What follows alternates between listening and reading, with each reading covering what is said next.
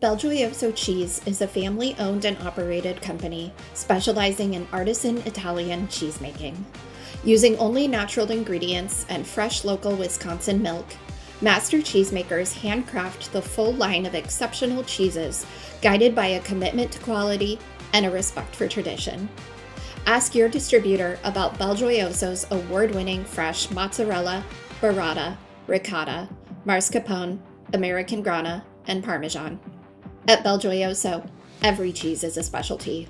What's up, everybody? Welcome to another episode of Extra Serving, a podcast from Nation's Restaurant News. I am Sam Oches, editor-in-chief at NRN, joined by my wonderful colleague, Alicia Kelso, executive editor. Alicia, welcome. Hey, good to see you. It's spring. I don't know about you. I think you've probably had the same weather as I have had here in Ohio, but it's warmer, it's sunnier, it's more optimistic. This is my favorite time of year now because of the warm temperatures right around the corner. And in general, I would say we as a family eat out more at this time of year because of this feeling like we got to be outside. Do you have that same thing, Alicia? No. Okay. I mean, it's busy. We're out. We're very mobile because, Georgia's sports schedule ramps up a bit. It's more fun to be outside. So yeah, we eat out more than we do in general too, just because of more manageable with an older kid, perhaps. Well, and his schedule is kind of daunting because all of his practices fall smack dab in the middle of dinner time. Yes. So the food out of necessity. Thank goodness for drive-thrus. We are the core demographic for the drive-thru right here. Okay. Well, first off, Alicia, before we jump into headlines, we've got to talk about the fact that this week marks the 5-year anniversary for the COVID-19 pandemic. Wild to think about that it has been 5 years. But I remember it very, very clearly, March 13th, 2020. It was a Friday because it was Friday the 13th, which felt very ominous. And that was the first day that for me, it was our office said, stay home. You have to work at home today. We don't know what's going on. And I remember sitting in my house thinking, oh, cool, I get a Friday to stay home right. and work. But kind of cool for a Friday, even though whatever's going on out there. And then we all know what happened after that. And we are 5 years on. Alicia, you just posted on LinkedIn this morning a very poignant sort of recollection of things. And as I recall, too, talking to restaurant sources who would cry on the phone. Mm-hmm. An extraordinarily difficult first 4 or 5 months of COVID when so many employees were being furloughed or laid off. So many restaurants were closing and nobody knew what to do. What is your remembrance of that period of time for this industry? Yeah, I just remember thinking that this was so critical to cover, but we didn't know how to cover it because it was so dynamic and fast moving and the regulatory pieces were all over the place. I think the hardest part to cover, in addition to the tears, that was shocking. But once, sources cried on the phone, I cried. It was scary. But I think the most interesting part was just talking to the frontline workers when this industry was deemed essential, but workers were just too scared to go to work. And all this data would come out about how the fatality rate was higher for kitchen workers and, so on and so forth. It was just dizzyingly dramatic and terrifying. And I have a friend who was in the industry at the time who 2 weeks prior to this shutdown, when we kind of knew it was happening over here, but it wasn't happening here yet. So you're kind of naive and optimistic that it's not going to happen. Having a conversation about marketing and fun marketing strategies and scent marketing and so on and so forth. And then 2 weeks later, having a conversation that was extremely somber about, plexiglass budgets, PPE. It was just a very surreal time. Yeah. Yeah. And, the unknown being, of course, the hardest part of it, because it's easy to say now 5 years on and once everything, now it almost seems weird that we wore masks for so long. It was such a bizarre time, but we can look back on it now and say, oh, well, of course, we now know how it was spreading. We now know how severe of an issue it was. We now know how, a vaccine was developed after, a year and a half or whatever. But not knowing any of that stuff then obviously was what made it so hard. Obviously, we all know the details of what COVID was. We're not going to dig into so much into that. I do want to just park it real quick, though, to talk about the change in the industry, because this 5 years has been, I mean, the first year was the most consequential in the industry's history. But just to think then, to take a step back and look at 5 years and how much this industry has changed because of what happened with COVID, I think it's important to point out the digital transformation was completely revved up. You probably remember this, Alicia, but we kept hearing that, 2 years worth of innovation was crunched down to 2 months, or 3 years of innovation down to 3 months. Everybody kept using that kind of language about, well, we have this on our radar for the next couple of years, but we've got to do it now. All the companies rushing to third-party delivery, rolling out their own ordering apps. It was a fire hose for a long time there when it came to especially the digital transformation and innovation within the industry. What do you feel like are some of the most signature ways in which this industry has transformed in the last 5 years? It's a great question, because I think you kind of have to look at it, from two different lenses. There were a lot of things we got wrong. Pundits, analysts, journalists, even operators. I honestly thought that restaurants were going to be part restaurant, part bodega. Yeah. And we were going to have like drive-through, formats set up in parking lots of casual dining. And there was a lot of creative stuff that came out to stay afloat. Bodegas didn't last. Ghost kitchens probably won't become $1 trillion industry. That was, predicted back then. That robot servers are not ubiquitous 5 years later. But to your point, there are a lot of things that we got right too in terms of prediction.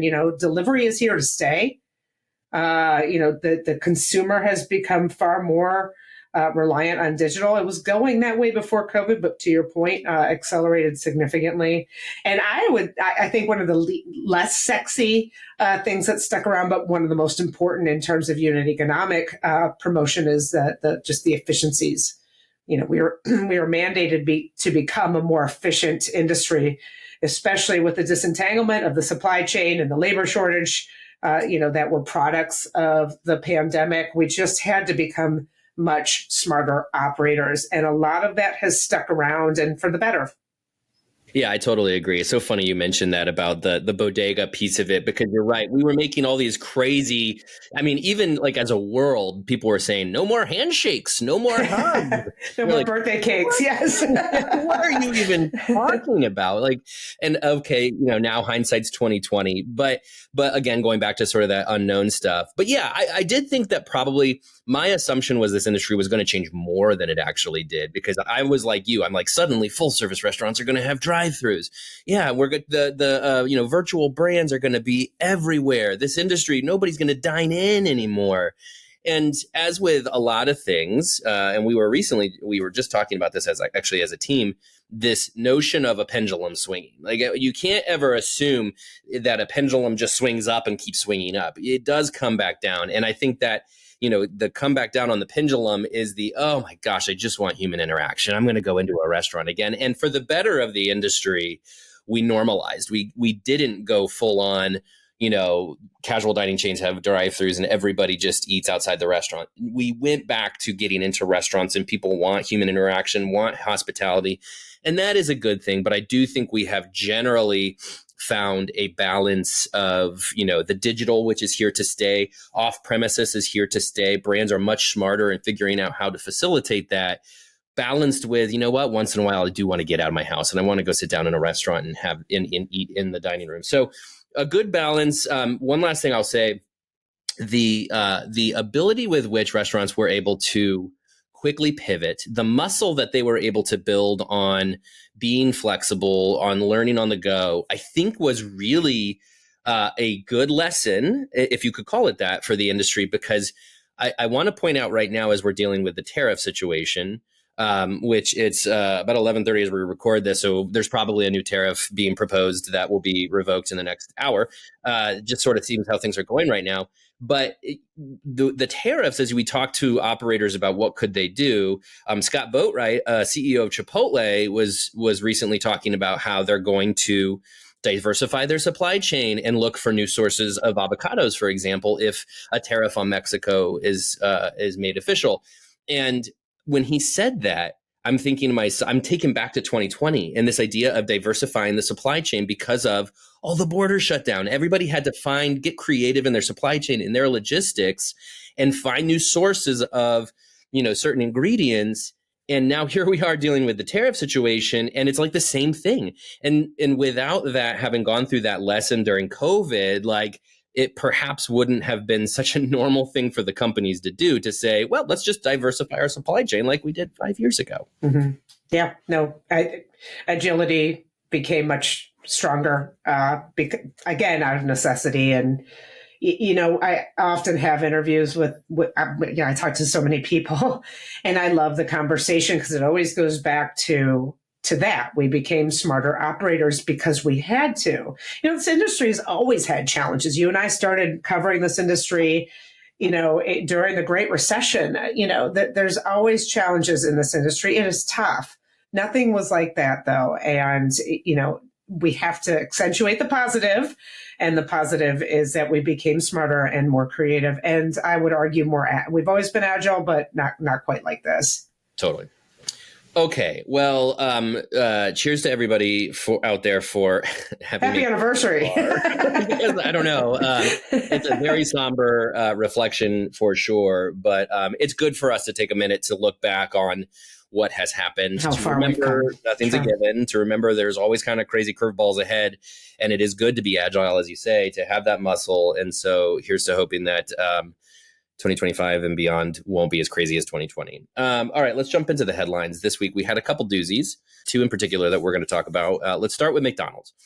McDonald's announced that they're going to develop this restaurant experience team, which, as CEO Chris Kachemsky said, is really to help them get big ideas to market faster. So they're trying to develop an organizational structure to which McDonald's can not be the cruise ship that has to turn around, but maybe more of a speedboat that can turn around, because they're recognizing there's a lot of players in this industry that are coming at McDonald's, that are stealing market share, especially in beef, chicken, and beverage and dessert.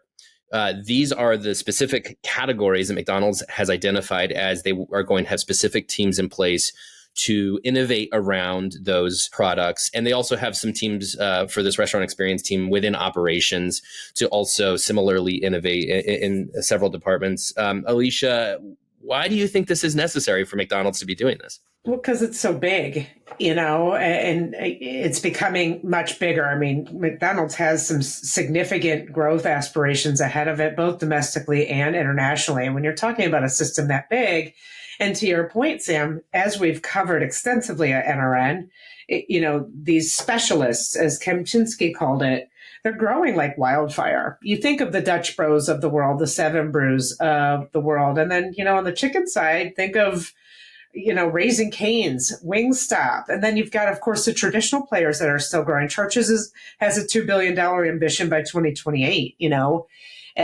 So I think that McDonald's has been working on this, quote, horizontal structure, since we came out of COVID. I mean, they announced it at the end of 2020. They refined it with accelerating the Arches 2.0 plan in 2023. All of this had, included organizational restructuring and sort of breaking down silos and segments. And this, to me, is just a continued evolution of that. McDonald's has also been talking for quite some time about their, intensifying focus on chicken. There's a reason for that. The sales at McDonald's for chicken are now equal to the sales of their beef, and McDonald's was founded on hamburgers.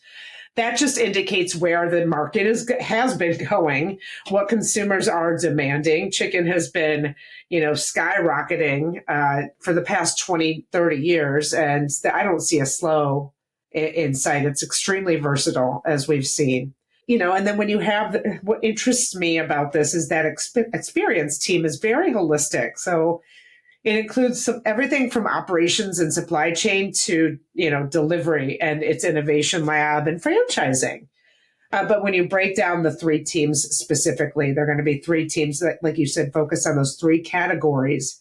It all comes down to what those fast growing specialist concepts are perhaps threatening to erode some of the traffic share.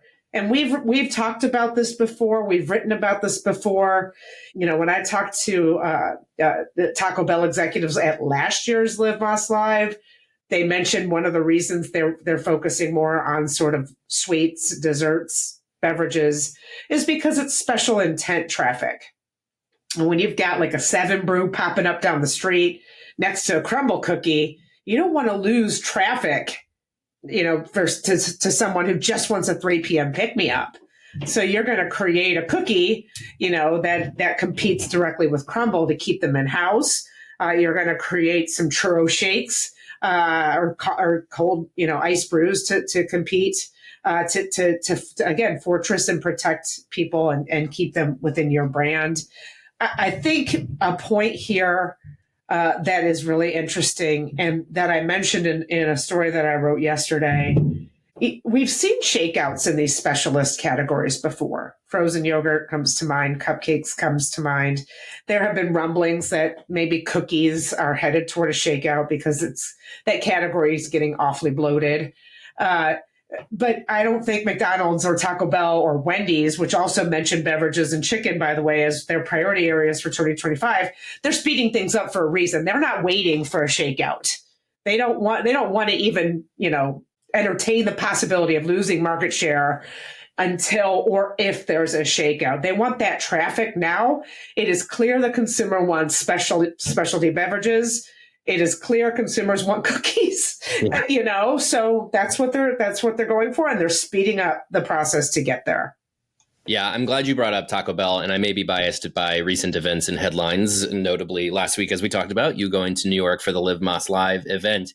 But when we saw this news from McDonald's, Taco Bell was immediately what I thought of, because Taco Bell, going back to agility, going back to responding to market demand quickly, Taco Bell is like the playbook for that. Taco Bell moves very swiftly on things and has developed that muscle over the years. It's especially seen in its menu innovation process. And we talked about last week, the doubling the pace of new menu rollouts this year over last year. And it's in response to a lot of this activity going on, a lot of this competition from these specialists, as you mentioned. So when I heard McDonald's is developing this team to act more swiftly, I thought, well, yeah, Taco Bell's been doing this for a while. And so it makes sense for McDonald's to do it. I'm really glad you brought up Wendy's too, because if we really drill in on chicken and beverages and how much Taco Bell, Wendy's, and McDonald's have all come out and said, we are going to focus on chicken and beverages, that is not a coincidence. Don't assume that's some random thing.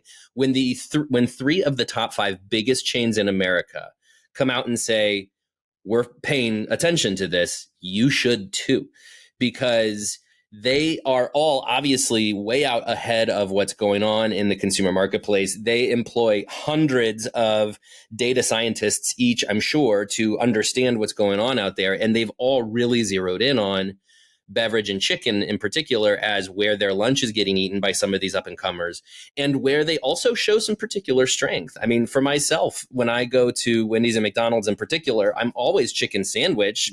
Part of it's a health thing, but part of it's because I really like the spicy chicken sandwich at Wendy's. It's just real good.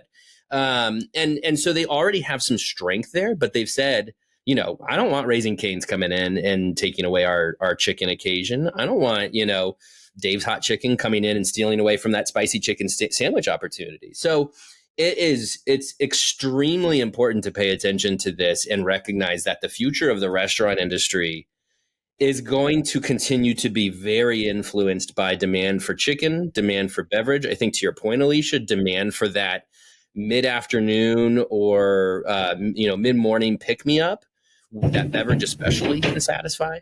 And so I just think this moment we're going to be looking back on in the coming years as being like, that was when they all came out and basically said, all right, here we go, game on. We're going after the beverage and the chicken. Mm-hmm. Yeah. And I think too, day parts aren't so tidy anymore, and I think that is playing a huge role in this. Younger consumers are accessing restaurants at all times of the day, which is why late night is also, excessively popular. Those 3 are not the only ones trying to fortress. Del Taco has a dirty soda. Jollibee just came out with a signature beverage line. We're going to see more of this. There's a lot of companies doing more with desserts. The special intent traffic, it's really critical. I got to park it just for a real quick tangent, if you would indulge. Just if you would indulge me, I have stopped drinking alcohol on weekdays as a health thing because God knows I love that glass of wine at the end of the day. Can I ask a question? You certainly can. Okay. Do you allow yourself to drink even more on the weekends? Because it's a good question. The answer because that's my approach. Sorta, kinda. You and I are recording on a Friday. I might indulge in one extra beer with my pizza tonight for family pizza night. That is true. And hey, you and I, as we know, do enjoy on our work travels a weekday drink. I'm not necessarily giving up on that, Alicia. Don't you worry. Mostly as I approach 40, I am saying, okay, I'd like to take care of the gut that unfortunately has developed. But I swear this is relevant to our podcast, which is to say that as I turn my eye to more non-alcoholic beverages that I want to enjoy at home, it's really become quite an interesting experience to look at what's around. Because now, on one hand, as we've talked about on the podcast before, I've tried some of these like mushroom-based beverages that give you a little bit of a mellow. I've started drinking a lot more ginger ale just because there's something about it that I'm just like, okay, like this is kind of because what I discovered, and I swear to God, I swear this is relevant, Alicia, bear with me here. Is that what I wanted was something to drink. It's not like I need the alcohol hit. That is nice. But I like the act of just having a drink next to me. And so now on weekdays, I say, okay, let's make it ginger ale at the end of the day. But we've started to look at some other fruit-based beverages. We've started to do a lot more sparkle water. And I know I'm not alone here. And so this is really just to myself, help illustrate, as if you guys needed this, help illustrate this demand in beverage, which is like in the late morning, I might go indulge in that, 7 Brew just opened by my house. I might go indulge in that. Mid-afternoon, I might look for some new flavor of sparkling beverage. And I am not alone here to want that. Gen Z, especially as they drink less alcohol, I just think like the non-alcoholic beverage category is going to continue to be a force because people want more interesting beverages that are non-alcoholic. And so I'm, as a consumer, I guess I'm trying to say particularly interested in this movement. So. Yeah, there's something to be said about the placebo movement. And it goes into something bigger about we're a little more health conscious. We know a little bit more about what's in our food. When Texas Roadhouse is testing, non-alcoholic beverages and it's doing pretty well, you know that there's something happening. So, I mean, they're as traditional as it gets. They're, casual dining as traditional as it gets. So I agree with you that it's going to continue growing. It'll be interesting to see the National Restaurant Association beverage pavilion because last year we saw, significant growth in non-alcoholic and THC-based drinks. I think that'll be even bigger this year. Yeah, for sure. Okay, so to button up a couple of the things we talked about, because it segues nicely into the next thing I want to talk about, which is COVID. What changed, to your point, day parts. You mentioned day parts getting really fuzzy. I think COVID really helping there, right? COVID really helps with shaking up day parts and at times of day we're doing things. Also makes a lot of us work from home, as you and I both currently are doing. And what all that has led to is Starbucks now saying that they want to go back to the third place. This is fascinating. All of this very much related, right? Because for the last 5 years, with so much working from home happening, with downtown areas and a lot more of these lifestyle centers losing a lot of the foot traffic for a while, there has been a real push toward drive-through only, smaller footprints, facilitating on the go. Starbucks came out this week. Brian Nichols, CEO, at the shareholder meeting said they're going to zig where those others are zagging, and they want to actually more invest in the third place, have more dining rooms, more plugs for you to go plug in your computer, set up shop, and work for the morning. This is pretty fascinating because especially Brian Nichols, I'm going to go put drive-thrus in every Chipotle, now saying, you know what, we want to take care of that third place and make it more of a coffee shop experience. What do you make of that, Alicia? I liked that Chipotle nod. I think it's important to note that he said several times that Starbucks has the ability to do both. Starbucks can't overcorrect here. They just can't. They have the size and the sales of the business that they have because of their digital customers. He said, he did admit, though, in an act of humility, I would argue that they just went too far. We talked about the pendulum, and in this case, he believes that the pendulum at Starbucks swung too far. He said this before, that the company has become too transactional. I don't know very many people who would disagree with him. And, when you go into a Starbucks now, it's almost uncomfortable because, you're shuffled into this line, you're waiting, you're standing there, and it's very transactional. So this sense of getting back to the third place with new designs, power outlets, couches, as he said, sort of brings the company back to its, quote, sense of purpose. I don't think it's I don't think it's a terrible thing to differentiate here. There are so many drive-through coffee places popping up. Starbucks almost needs to. They're not that. So I think that they have the right to zig while everybody else zags, because the whole sense of purpose that he talked about for Starbucks has always been that third place. They were founded on that very principle. So getting back to that, I think, is obviously a very good tactic. And I do want to note that Starbucks is not the only company that has touted getting back to third place. I think this has been a really growing conversation, especially in the past year, that we've touched on, that we've covered to some point. Kava is really I think 60+% of their consumers dine in. They talk about third place in hospitality, dine-in hospitality all the time. Subway just remodeled,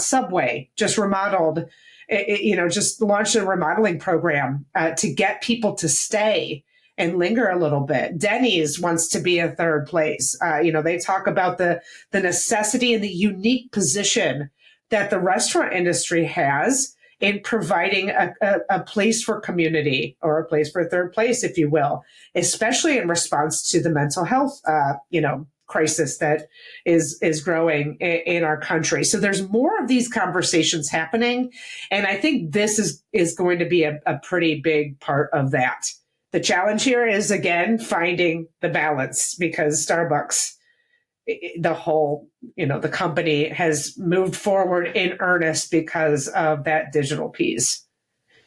Yeah. And you're right. I mean, it's funny how much this really mirrors everything we were just talking about with COVID, right? Because it is a balance of not whole hog digital off premises. It's a balance of finding still the strength in that, with strength also in the dine-in, sit and stay a while, third place coffee shop experience. They're going to be somewhere in the middle there, and obviously is going to vary by location. One other thing I'll throw out there, this came up on our team call the other day, the fact that work from home is, genuinely in some ways winding down. Our own company is asking folks to be in the office more. A lot of companies here in Columbus, I know, have been saying actually 5 days a week, we want you all back in the office all the time. There's a lot of that going on right now, which is, I don't think this is coincidental. I think that work from home will sort of settle into a niche. You and I both hope. And, but that's going to affect this too, right? Because you might have more people in those urban areas where Starbucks used to thrive and then got hurt during COVID. They're back in the urban areas and they're saying, let's go do our business meeting in a Starbucks. So I think that could genuinely impact this as well. The one thing I would caution Starbucks, and the one thing I could see as being a little bit of a barrier, is real estate, because with this movement toward drive-through only coffee places, one of the big benefits of those spots is they can get real estate a lot more easily and affordably, because you can just grab a corner of a parking lot in front of a Walmart, throw one up with 500 square feet and 2 drive-through lanes, and you can still facilitate $2 million average unit volumes. And to do the coffee shop with the, hospitality and everything Starbucks wants to really double down on, that is not a 500 square foot experience. That is not a find a corner of Walmart's parking lot experience. That is we've got to be much more strategic on our real estate. So it could slow down their growth to some degree if they want to be more strategic in that real estate. But, they're also Starbucks. Like they're going to have the pick of the litter with that real estate if they want it. So I don't know. I'm excited by this to some degree because as a big coffee shop fan, I think that's the right move to provide the third place. And as somebody who needs to get out of his house once in a while, I seek those out. But I'll be curious to see if that becomes tricky for them to facilitate.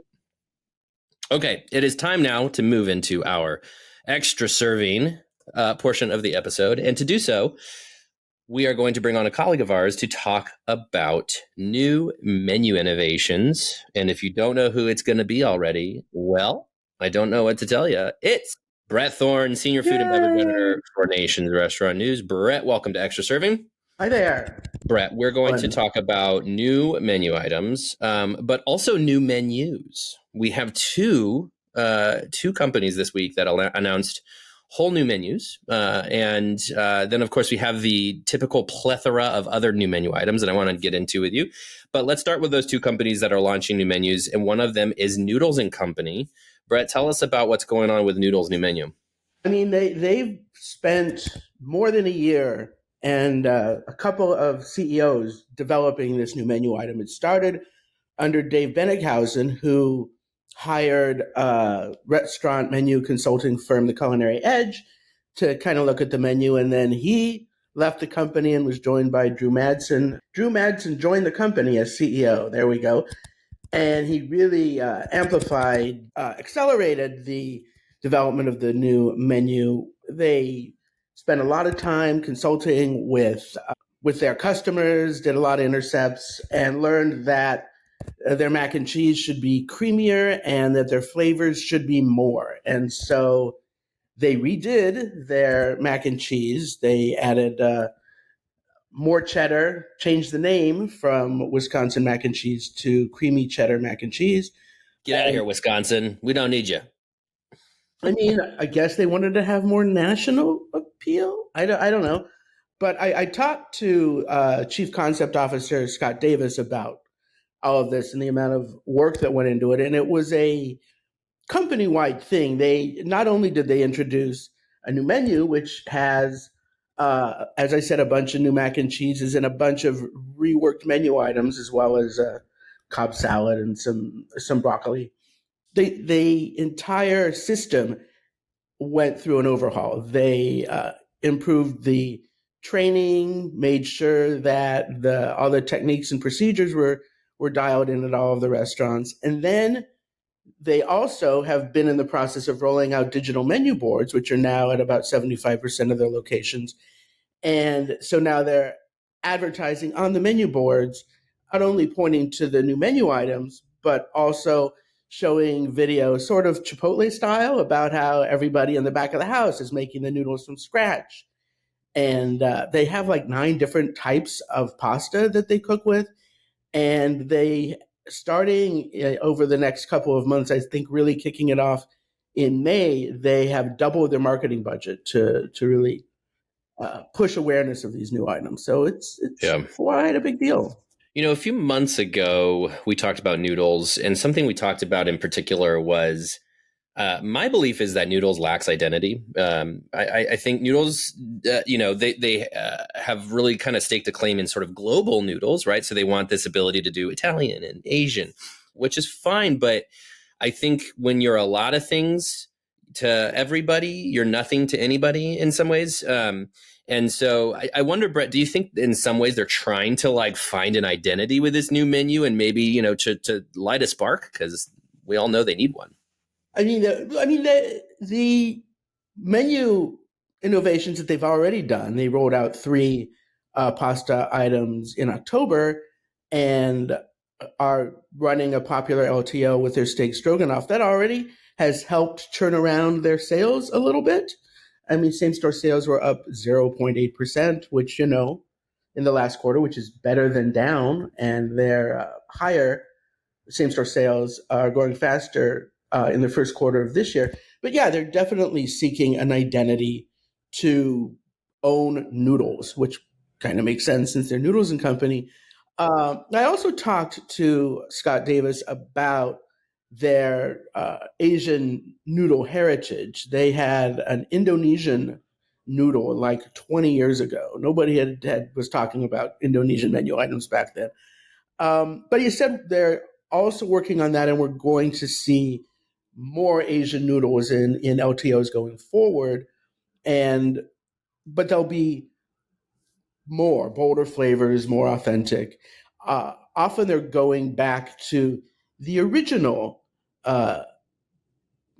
noodle preparations that they had. For example, with one of their Asian noodle dishes, they got rid of shiitake mushrooms and were using button mushrooms, and they're revisiting that idea and bringing shiitake mushrooms back and making the cheese cheesier and using aged Parmesan, and in general, upgrading all the products. Because mac and cheese is far and away their most popular menu item. So, because children still exist. For my money, Asian noodles is the right direction because, my impression of it is if I want something Italian noodles, I can make that at home very easily. I've got boxes of penne and linguine in our pantry, and you just boil it up and throw some red sauce and boom. But Asian noodles, that's not something that I would always think about doing at home. So I think that's the right direction for my money. All right, let's talk about Walk-Ons. Walk-Ons also released a new menu. Tell us about what's going on there. Well, they didn't just introduce new menu items. They redesigned the menu to have bolder colors and to highlight items targeting women, or actually not specifically women, more specifically teen moms, as well as family. I want to make sure you said team with an M. Yeah, team with an M. So that's Alicia. Yeah, I mean, I'm guessing these are the women who bring in, all the little league kids and say, "Come on in and eat." It would be really niche to go after the teen mom demographic. Right. I just want to make it clear. And not usually big spenders. Right. And sports enthusiasts, which has always been their thing. But they also changed one of their categories from Louisiana specialties to seafood specialties. And that targets customers looking for more premium items as well as seafood. And they found that Louisiana wasn't really resonating with their customers. I guess that happens as you expand beyond your Baton Rouge headquarters. And get out of here, Louisiana. We don't need you. Poor states that are really taking it on the chin this week. But a lot of the new menu items are really reworked old menu items, and that's true of some of the Noodles and Company items too. Their Cajun-style boudin sausage now has a pepper jack cheese in it. Their ribeye po' boy it's still on the menu, but they have refashioned it to also be ribeye sliders, which, people like sliders. That makes perfect sense. They've added Havarti cheese to two of their turkey dishes. Again, this is a comment on bigger, bolder flavors that everybody wants. But also very telling is that half of their menu innovation is new cocktails. And they're more Louisiana heritage cocktails, like they have an espresso martini because you have to, but it has a praline liqueur in it, praline being a very New Orleans kind of thing. They've upgraded their Hurricane, also very New Orleans. And then they've added a spicy mango margarita and a strawberry lemon drop martini, which has strawberry and orange, and a watermelon margarita that's made with watermelon Red Bull, which... Okay. Who knew? Yeah, it's an espresso martini is also sort of an energy drink and a variation on the Red Bull and vodka that maybe you used to drink. Don't know, or maybe you still do. Wasn't my jam. No, certainly don't anymore. I don't think my heart. You're not a team mom. All of that sounds lovely to me. Not a team mom. No, that's why I couldn't do that. There's been so much going on with beverage innovation, as you guys know, and it makes perfect sense in many ways, partly because social media loves drinks. I'm not sure why, but like if I post something on social media, if it's a drink, people engage more than if it's food. I don't know why. And also they're very easy to customize and personalize, and so people kind of identify with their own drinks. And as in all categories these days, bigger, bolder flavors is better. We had a solid 10-minute conversation on beverages before you joined the podcast. All right. Beverage innovation being big at Taco Bell, McDonald's, Wendy's. Everybody's talking beverage, and I'm glad it's Friday because you made me thirsty for a cocktail. So, Bret, before I let you go, I did want to give you a chance to talk about the hot new ingredient. You see something popping up on menus everywhere right now. What is it? Peaches. Peaches. Who knew? Especially in drinks. Fat Brands, sister brands, Buffalo Cafe and Native Grill and Wings have introduced a spicy peach wing sauce, and Sonny's Barbecue has a new sweet peach wing sauce, and then it's also in a bunch of drinks all over the place. Like in McAllister's Deli's Leprechaun Lemonade, it has peach puree because they have blue raspberry and then sort of a yellowy peach puree. You got green, but Cracker Barrel has a new strawberry peach lemonade. Scooter's Coffee has a peach bliss quencher. Jamba rolled out a bunch of drinks over ice, which they never had before, and one of them is the Peachberry Blast over ice refresher. And I'm not sure why peach is happening so early in the year, because like peaches, even in the deep south, they don't come into season for a couple of months till the end of May. I think it might be that it's been a long, cold, lonely winter, and people are anticipating spring, and you do that by having spring and summery kind of menu items. This is something they've actually been doing in Japan forever. It's a country that's very, very focused on seasonality, but for example, I was in Japan one year in February, and they were already bringing in cherry blossom items, like a cocktail with a brined cherry blossom floating in it, even though cherry blossom season wasn't going to start for another 6 weeks or so. And it's a way of anticipating a season and getting people excited for it. Just like, I guess, with the pumpkin spice latte, like it's introduced in early August now. And that, again, is anticipating the end of the hot, miserable, blistering summer and the beginning of the cool temperatures of autumn. Revving up those engines. I'm here for it right now when it comes to spring, because as Alicia and I also talked about, spring could not come soon enough. All right, that's all we have today for Extra Serving. Bret Thorn, Alicia Kelso. Guys, as always, thank you. Thanks for having me. Belgioioso Cheese is a family-owned and operated company specializing in artisan Italian cheesemaking. Using only natural ingredients and fresh local Wisconsin milk, master cheesemakers handcraft the full line of exceptional cheeses, guided by a commitment to quality and a respect for tradition. Ask your distributor about Belgioioso's award-winning fresh mozzarella, burrata, ricotta, mascarpone, American Grana, and Parmesan. At Belgioioso, every cheese is a specialty.